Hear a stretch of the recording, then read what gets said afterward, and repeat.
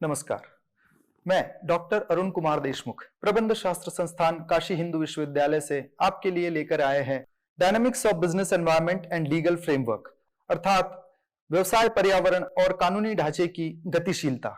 इस विषय पर हम लोग आने वाले कुछ सप्ताहों तक अध्ययन करने वाले हैं, जिसमें हम बात करेंगे सबसे पहले बिजनेस एनवायरनमेंट का क्या आशय है, इस पर बात करेंगे। उसके बाद हम लोग इसकी अवधारणा को समझने का प्रयास करेंगे, साथ ही इसका समापन हम करेंगे। आज के लेक्चर का हम समापन करेंगे कि बिजनेस के क्या ऑब्जेक्टिव हो सकते हैं। अब सबसे पहले बात करते हैं कि इसका आशय क्या है, बिजनेस एनवायरनमेंट है क्या। जैसा कि ये दो शब्दों से मिलकर बनता है, तो दो शब्दों का समुच्चय बिजनेस एनवायरनमेंट। तो सबसे पहले बिजनेस को समझना आवश्यक है, उसके बाद बिजनेस एनवायरनमेंट को, जिसको हम लोग एक एक करके समझेंगे। उससे पहले समन्वित रूप से इसका क्या तात्पर्य है, इसको समझने का प्रयास करते हैं।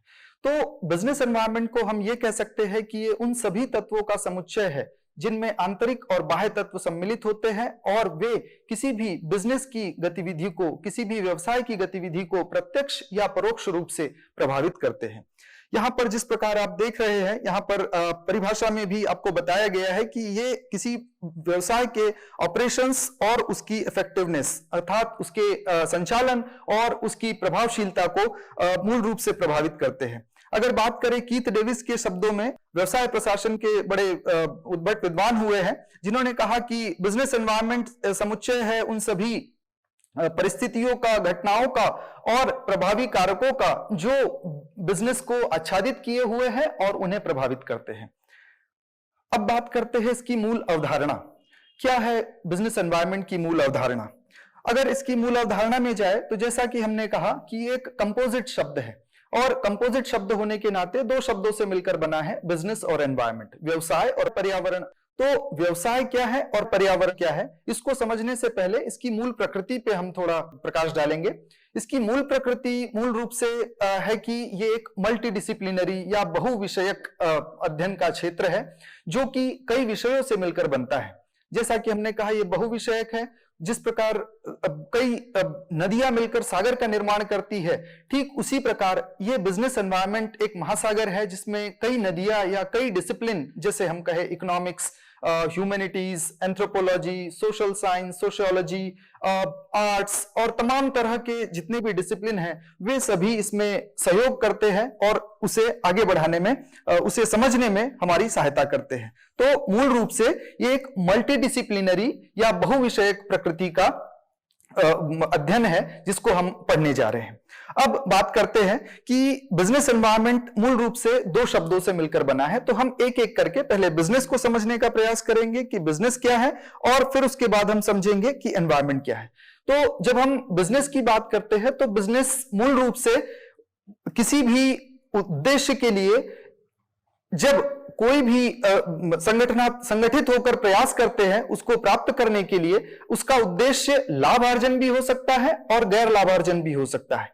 बिजनेस के, व्यवसाय के कई प्रकार हैं, उन प्रकारों में हम अभी नहीं जाएंगे, किंतु हम बात करेंगे कि एक उद्देश्य, वह उद्देश्य लाभार्जन भी हो सकता है और लाभार्जन के इतर भी हो सकता है। तो जैसा कि आप इस चित्र में देख पा रहे हैं, बिजनेस और एनवायरनमेंट मिलकर के बिजनेस एनवायरनमेंट बनाते हैं। और इस कोर्स का, इस चर्चा का अगला विषय जो होगा, लीगल फ्रेमवर्क की हम बात करेंगे, जो कि इसका दूसरा पड़ाव है, जिसमें हम जानेंगे कि किस प्रकार अलग अलग कानून व्यवसाय को प्रभावित करते हैं और किस प्रकार उन कानूनों से व्यवसाय संचालित होते हैं। तो मूल रूप से पहले हम समझते हैं कि आखिर बिजनेस क्या है। तो बिजनेस को हमने समझा कि यह एक गतिविधि है जिसको कि कोई भी संगठित होकर कुछ लोग किसी आशय विशेष या उद्देश्य विशेष से चलाते हैं। और जब पर्यावरण की बात करते हैं, तो वे सारे तत्व जो हमें आच्छादित किए हुए हैं, जिनमें बाह्य और आंतरिक दोनों तरह के तत्व सम्मिलित होते हैं। जैसा कि हम बिजनेस को पहले भी परिभाषित कर चुके हैं, तो बिजनेस का आशय हमने समझा। अब हम बिजनेस की डेफिनेशन को समझने का प्रयास करेंगे। तो शब्दकोश के अनुसार, एक डिक्शनरी के अनुसार, आखिर बिजनेस की क्या परिभाषा है। तो बिजनेस एक ह्यूमन ऑक्यूपेशन कहा गया है, एक मानवीय गतिविधि कही गई है, या एक वाणिज्यिक पेशा कहा जा सकता है, जो कि किसी एक विशेष उद्देश्य से, किसी एक रुचि से किया जाए, और उसका उद्देश्य किसी लाभार्जन या गैर लाभार्जन दोनों तरह के हो सकते हैं।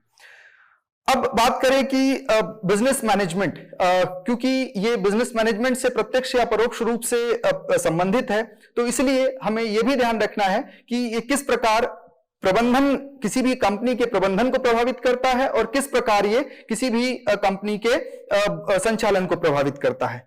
जब हम व्यवसाय प्रशासन की बात करते हैं, इसके दूसरे कोनोटेशन की तरफ जाए तो व्यवसाय प्रशासन की जब हम बात करते हैं तो मूल रूप से हम इसका अर्थ लगाते हैं कि एक आर्थिक पहलू से इसको जोड़ करके देखते हैं और किस प्रकार इसको प्रयोग में लाया जा रहा है, किस प्रकार संसाधनों को निकाला जा रहा है, कैसे उनको परिवर्तित और परिवर्धित किया जा रहा है और किस प्रकार उनको किसी भी उत्पाद के रूप में प्रस्तुत किया जा रहा है और फिर किस प्रकार इसको बेचा जा रहा है। तो ये कुछ चीजें होती है जो मिलकर के आपके बिजनेस एनवायरनमेंट को बनाती है। अब बात करते हैं कि किसी भी व्यवसाय के क्या उद्देश्य हो सकते हैं। अगर व्यवसाय के उद्देश्यों की बात करें तो मूल रूप से हम इन्हें कुछ श्रेणियों में विभाजित कर सकते हैं। जैसा कि आप देख पा रहे हैं, हम यदि इस गोलाकार चित्र को कुछ विशेष भागों में बांटना चाहें तो एक भाग इसका ये हो सकता है, एक भाग इसका ये हो सकता है और एक भाग इसका ये हो सकता है। अब समझने का प्रयास करेंगे कि इन तीनों श्रेणियों में आखिर है क्या और इनको हमने क्यों भिन्न किया, तीन श्रेणियों में क्यों बांटा, इनको हमने क्यों कैटेगराइज किया। तो सबसे पहले हम बात करते हैं व्यवसाय के उद्देश्यों की। तो तीन मूल उद्देश्य। पहला उद्देश्य है इकोनॉमिक, जिसको हम कहते हैं आर्थिक। जैसा कि हम सभी जानते हैं, व्यवसाय मूल रूप से जब भी हम व्यवसाय शब्द का प्रयोग करते हैं, बिजनेस शब्द का प्रयोग करते हैं, तो सबसे पहले जो हमारे मन में विचार आता है कि ये अवश्य लाभार्जन के लिए है, लाभ अर्जित करना इसका मूल उद्देश्य है, इसका मूल धर्म है। तो अगर ऐसा सोच और ऐसा आशय हमारे मन में बिजनेस शब्द को सुनते ही आता है तो इसमें कोई दो राय नहीं कि इसका सबसे पहला उद्देश्य इकोनॉमिक ही होगा। इकोनॉमिक से मेरा तात्पर्य है वे सभी तत्व जो किसी भी कंपनी के आर्थिकी को प्रभावित करते हैं। तो अब बिजनेस अगर लाभार्जन कर रहा है तो किस प्रकार अपने वो लाभ को बढ़ा रहा है, अपने लाभांश को बढ़ा रहा है, अपने अंशधारकों को लाभान्वित कर रहा है, अपने विविध साझेदारों को प्रभावित कर रहा है, कैसे उनको लाभ पहुंचा रहा है, चाहे वो उसके कर्मचारी हो या अन्य जो भी उसके लोग हो। तो ये हो गया एक आर्थिक, पहला उद्देश्य आर्थिक, जो कि मूल उद्देश्य कहा जा सकता है। अगला उद्देश्य किसी भी बिजनेस का जिसको हमने दूसरी श्रेणी में रखा, तो पहला उद्देश्य हो गया आर्थिक, इकोनॉमिक। दूसरा उद्देश्य, जिन तीन बातों को हमने तीन श्रेणियों में बांटा, उसमें पहला है ह्यूमन, दूसरा है सोशल और तीसरा है कल्चरल। तो ये मूल रूप से सोशल कारकों के, सोशल या सामाजिक उद्देश्यों में इसको हम श्रेणीबद्ध कर सकते हैं। तो पहले जब हम बात करते हैं ह्यूमन, तो जब हम बात करते हैं ह्यूमन की, तो कोई भी व्यवसाय बिना व्यक्तियों के, बिना मानव संसाधन के चल नहीं सकता। मानव संसाधन उसकी मूल धुरी है। किन्हीं अन्य संसाधनों को आगे बढ़ाने के लिए, चलाने के लिए अगर किसी भी शक्ति की आवश्यकता है, संसाधन की आवश्यकता है मूल रूप से, तो वह मानव संसाधन है। अब यह मानव संसाधन कौन कौन हो सकते हैं? जब हम बात करते हैं मानव संसाधन की, तो सबसे पहला विचार, किसी भी कंपनी के बारे में हम सोचे तो सबसे पहला विचार हमारे मन में आता है उसके कर्मचारी या उसके एम्प्लॉइज। तो एम्प्लॉइज एक मानव संसाधन का एक अंग हो गए। दूसरा, अगर हम बात करें मानव संसाधन की, तो उसके प्रबंधन में जो टॉप मैनेजमेंट में लोग बैठे हुए हैं, प्रशासन के जो लोग बैठे हुए, वे सब दूसरी। इसके बाद आगे बढ़े तो वे सभी जो किसी भी बिजनेस को आगे बढ़ाने के लिए आपूर्ति कर रहे हैं। दूसरा, और आगे बढ़े ह्यूमन रिसोर्स में, तो किसी भी बिजनेस के या व्यवसाय के कस्टमर्स या उसके ग्राहक, ये ह्यूमन एलिमेंट का अगला अंग कहा जा सकता है। ठीक इसी प्रकार जो आपके बैंकर्स है, क्रेडिटर्स है, डेटर्स है, जो आपको धन दे रहे हैं, आपको मटेरियल सप्लाई कर रहे हैं, वे सभी आपके ह्यूमन रिसोर्स की श्रेणी में। अगला आपके जो हम बात करते हैं सोशल एनवायरनमेंट। सोशल क्या उद्देश्य है? सोशल उद्देश्य से हमारा क्या तात्पर्य है? चूंकि व्यवसाय समाज का एक महत्वपूर्ण अंग है, ठीक वैसे ही जैसे हम मनुष्य एक सामाजिक प्राणी है, ठीक उसी प्रकार व्यवसाय को भी अगर एक प्राणी के रूप में देखा जाए तो वो भी एक सामाजिक इकाई है। वो सामाजिक इकाई मनुष्यों से मिलकर बनती है, और चूंकि वो मनुष्यों से मिलकर बनती है तो इसका उद्देश्य कहीं ना कहीं उसको लाभान्वित करना और उससे लाभान्वित होना। ये अन्योन्याश्रित संबंध दिखाता है, इसीलिए व्यवसाय का एक उद्देश्य सामाजिक भी होता है। अगली बात करें कल्चरल। चूंकि समाज में जैसा कि हमने कहा कि व्यवसाय समाज में चलता है और फलीभूत होता है, तो उसको आगे बढ़ाने के लिए उस समाज की जो संस्कृति होती है उससे वो प्रभाव लेता है, और जो उस व्यवसाय की मूल संस्कृति है उससे वह समाज को प्रभावित करता है। तो मूल रूप से सांस्कृतिक उन्नयन का कार्य भी कहीं ना कहीं व्यवसाय को करना होता है। सांस्कृतिक उन्नयन की जब हम बात करते हैं तो कुछ व्यवसाय तो मूल रूप से सांस्कृतिक उन्नयन के लिए ही स्थापित होते हैं। इसमें कई कंपनी के सेक्शन 8 कंपनी की अगर बात करें तो वो मूल रूप से सांस्कृतिक उन्नयन जैसे उद्देश्यों के लिए ही चलाई जाती है। इसका उद्देश्य मूल रूप से सांस्कृतिक उन्नयन करना या किसी भी क्षेत्र में सेवा करना है, न कि लाभार्जन करना। तो ऐसे भी कुछ हमको बिजनेस ऑर्गेनाइजेशन या व्यवसायिक संगठन देखने को मिल सकते हैं। हमारी पहली श्रेणी इस प्रकार हमने देखा कि हमारी पहली श्रेणी आर्थिकी, दूसरी श्रेणी मूल रूप से सामाजिक, और तीसरी श्रेणी है हमारी भौगोलिक।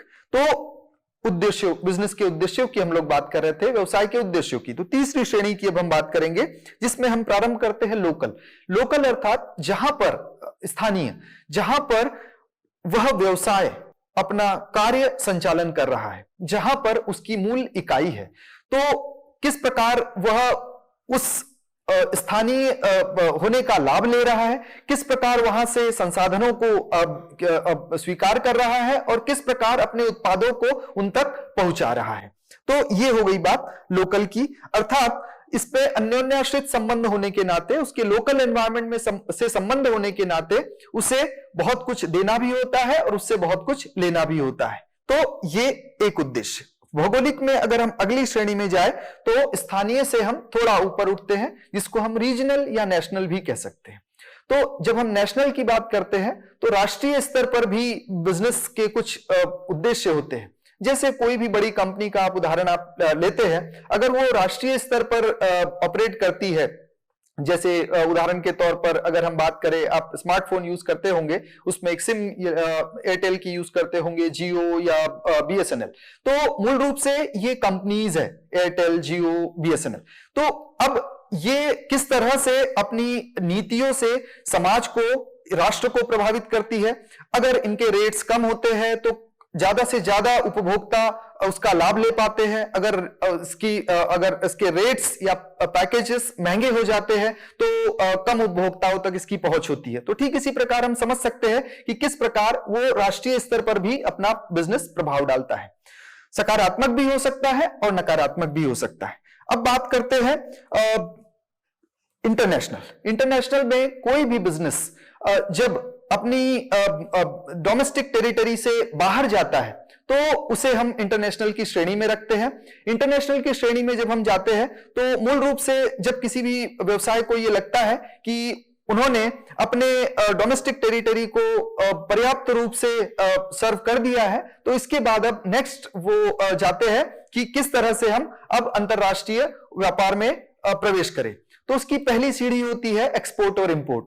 तो एक्सपोर्ट और इंपोर्ट के माध्यम से जो उत्पाद वह व्यवसाय बना रहा है, उन उत्पादों का वह आयात और निर्यात से अपना प्रारंभ करता है और उससे वह इंटरनेशनल मार्केट को भी लाभान्वित करता है।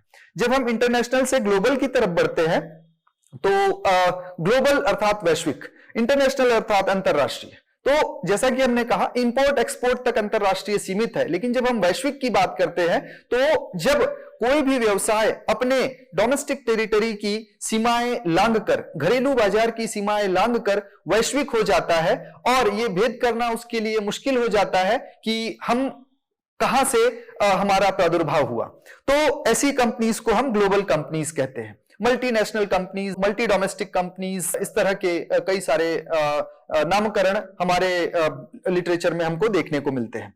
तो अगली आती है आपकी ग्लोबल लेवल। तो जब हम ग्लोबल लेवल की बात करते हैं तो मूल रूप से वह कंपनी उन सभी देशों में या अधिकांश देशों में विश्व के अपनी उपस्थिति दर्ज कराती है और वहां के उपभोक्ताओं को, न केवल उपभोक्ताओं को बल्कि अन्य स्टेक होल्डर्स को भी लाभान्वित करती है। इस प्रकार बिजनेस के या व्यवसाय के तीन उद्देश्यों को हमने तीन श्रेणी में जानने का प्रयास किया। संक्षिप्त रूप से पहले आर्थिक, दूसरे हमने सामाजिक में उसको श्रेणीबद्ध किया, तीसरे को हमने भौगोलिक में किया। फर्दर भौगोलिक को हम दो पार्ट में डिवाइड कर सकते हैं, जिसमें लोकल और नेशनल एक हो सकता है और आपका इंटरनेशनल और ग्लोबल, जब कोई भी व्यवसाय अपने घरेलू बाजार की सीमाएं लांघकर वैश्विक होने का प्रयास करता है। ये है हमारे बिजनेस के ऑब्जेक्टिव्स।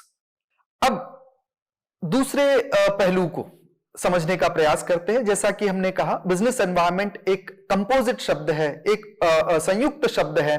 तो संयुक्त शब्द होने के नाते हमने बिजनेस को समझने का प्रयास किया। अब हम समझने का प्रयास कर रहे हैं कि एनवायरनमेंट क्या है। एनवायरनमेंट अर्थात पर्यावरण।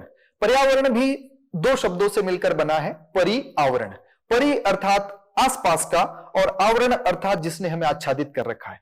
तो आसपास के वे सारे तत्व जिन्होंने हमें आच्छादित कर रखा है, वे सभी बिजनेस एनवायरनमेंट की परिधि में आते हैं। और मूल रूप से यह एक मैक्रो कॉन्सेप्ट है, एक वृहद कॉन्सेप्ट है, बड़ी ही वृहद अवधारणा है और इसको चंद शब्दों में बताना कठिन है, किंतु इसको हम समझने का प्रयास करेंगे कि किस प्रकार बिजनेस एनवायरनमेंट, किस प्रकार एनवायरनमेंट पर्यावरण व्यवसाय को प्रभावित करता है और व्यवसाय पर्यावरण को प्रभावित करता है।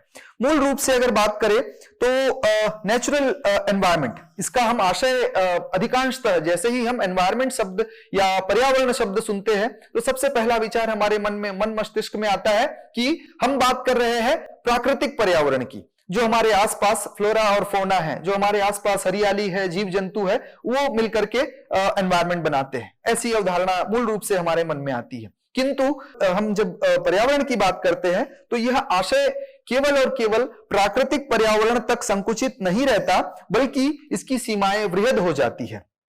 और जब हम इसको प्राकृतिक पर्यावरण तक सीमित रखते हैं तो कहीं ना कहीं ये एनवायरमेंटलिज्म या पर्यावरणवाद की सीमा में परिलक्षित होता है। किंतु जब एक सामान्य परिवेश में इसको लेकर के देखें तो हमें देखने को मिलता है कि वे सारे तत्व जो हमारे आसपास है, जिन्होंने हमें आच्छादित कर रखा है, वे सभी पर्यावरण का एक अंग है। वो एनिमेट भी हो सकते हैं, इनएनिमेट भी हो सकते हैं।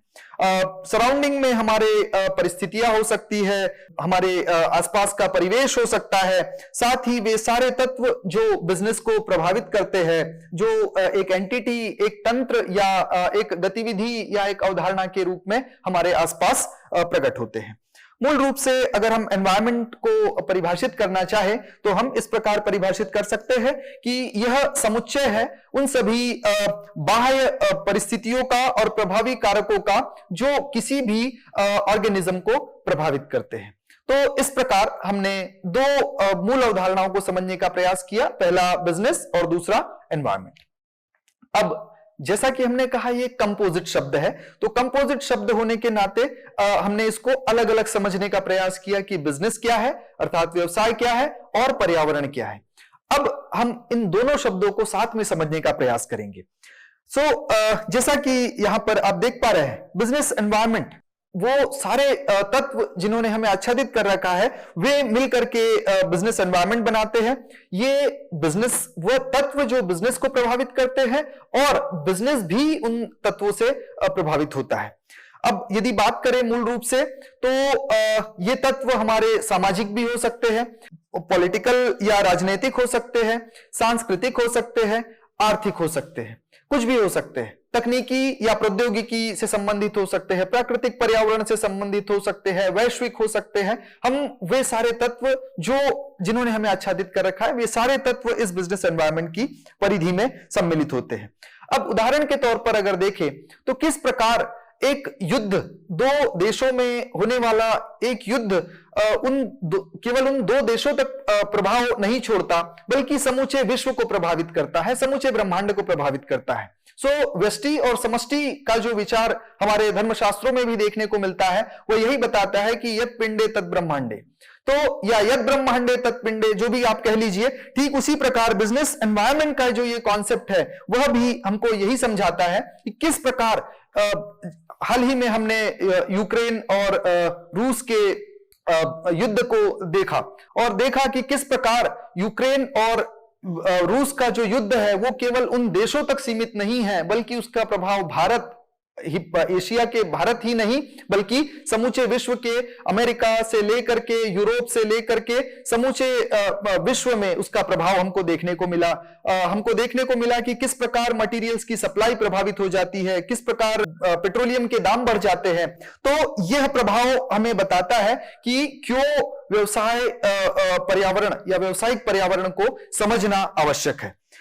ठीक इसी तरह से कॉन्फ्लिक्ट की बात करें तो कई देशों में आपसी मतभेद होते हैं, तो वे मतभेद किस प्रकार व्यवसाय को प्रभावित करते हैं और किस प्रकार जो किसी भी सरकार की नीतियां हैं वे व्यवसाय को प्रभावित करती हैं। अब इसकी अगले पड़ाव की तरफ बढ़े तो हम बात करते हैं बिजनेस एंड द एनवायरनमेंट। इनको हम फिर से देखेंगे, लेकिन अब हमारा मूल फोकस जो होगा, जो हमने कहा कि नेचुरल एनवायरनमेंट की जो हमने बात की, तो जैसा कि हमने कहा कि ये एक मल्टी डिसिप्लिनरी या बहुविषयक विषय है बिजनेस एनवायरनमेंट या व्यवसाय पर्यावरण। तो अगर ये बहुविषयक है तो इसका संबंध कहीं ना कहीं जीव विज्ञान से भी है। अब हम कहें जीव विज्ञान से है तो कैसे है, तो एक कॉन्सेप्ट आता है सिम्बायोसिस का, एक कॉन्सेप्ट आता है, एक अवधारणा आती है सहजीवन का, सहजीवन की।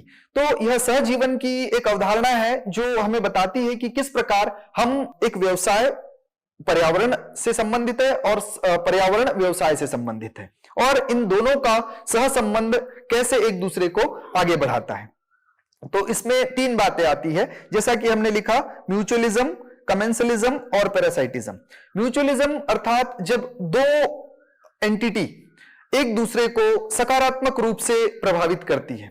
ठीक उसी प्रकार जैसे एक जीव दूसरे जीव पर निर्भर करता है और दोनों उस सहसंबंध से लाभान्वित होते हैं। अगला कमेंसलिज्म। कमेंसलिज्म में एक जीव या एक प्राणी दूसरे प्राणी से कुछ लेता है परंतु दूसरा उससे अप्रभावित रहता है। और तीसरा पैरासाइटिज्म की बात करते हैं, पैरासाइट्स की बात करते हैं, परजीवी की बात करते हैं। तो परजीवी वे होते हैं जो दूसरों पर निर्भर करते हैं। जैसे हम जोक की बात ले, जैसे हम जू की बात ले, वे खून चूसने का काम करेंगे। वे तो उससे पोषित हो रहे हैं, लेकिन जिनका खून वो चूस रहे हैं वो मूल रूप से नकारात्मक रूप से प्रभावित हो रहे हैं। तो जीव विज्ञान का ये जो अवधारणा है, ये अवधारणा कहीं ना कहीं बिजनेस और एनवायरनमेंट के संबंध को बताती है कि कैसे बिजनेस और एनवायरनमेंट में संबंध है। और यह संबंध जितना सकारात्मक होगा, जितना म्यूचुअलिस्टिक होगा, जितना पारस्परिक होगा, पारस्परिक लाभप्रद होगा, उतना ही श्रेयस्कर होगा, उतना ही पर्यावरण अर्थात प्राकृतिक पर्यावरण के लिए श्रेयस्कर है और हम सब के लिए श्रेयस्कर है। अगर यह पैरासाइटिज्म की तरफ बढ़े, परजीवी बन जाए, अगर बिजनेस परजीवी बन जाए कि वो केवल संसाधनों का दोहन करता चले और बदले में उसे कुछ ना दे, तो यह पैरासाइटिज्म का या परजीवत्व का एक उदाहरण होगा। तो हम इस बिजनेस एंड द एनवायरनमेंट की इस अवधारणा में यही समझने का प्रयास कर रहे हैं कि ये जो कॉन्सेप्ट है ये कहीं ना कहीं कई सारे विषयों से निकल के आया, जिसमें जीव विज्ञान का सहजीवन का एक कॉन्सेप्ट हमको, एक अवधारणा हमको ये सिखाती है।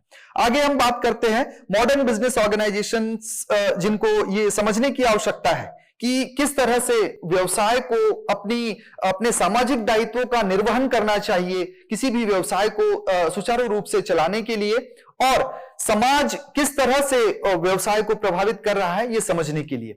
तो जब व्यवसाय मूल रूप से जब इस अपनी दायित्व को समझता है कि उस समाज के प्रति उसके क्या मूल दायित्व है, तो उसका प्रभाव उस पर अवश्य देखने को मिलता है, उनके निर्णयों पर देखने को मिलता है।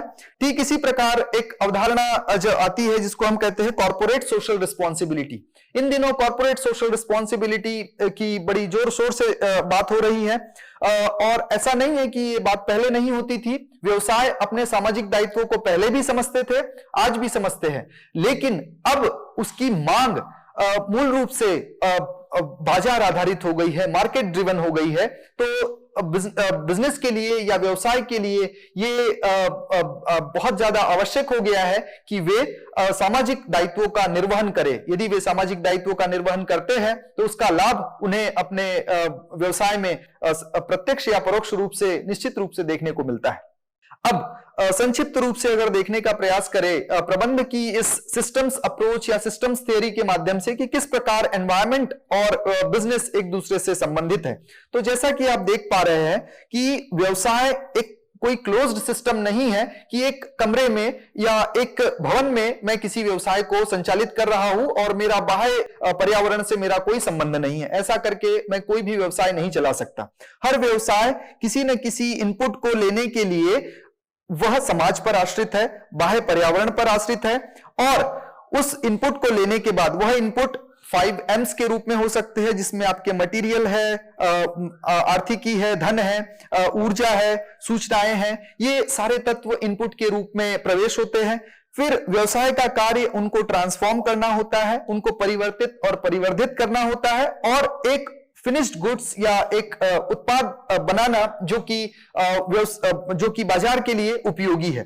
तो इस प्रकार वह प्रोडक्ट, उत्पाद, सेवाएं या कुछ विचार अपने समाज को देते हैं और यह संबंध एक अन्योन्याश्रित संबंध को दर्शाता है। इस प्रकार हम कह सकते हैं कि एक बिजनेस जो है वो ओपन सिस्टम है, वह एक खुला तंत्र है, वह एक खुली प्रणाली है जो अपने इनपुट पर्यावरण से लेती है और अपने आउटपुट के लिए भी पर्यावरण पर निर्भर है। इस तरह से बिजनेस और एनवायरनमेंट में बड़ा ही अन्योन्याश्रित सा संबंध है।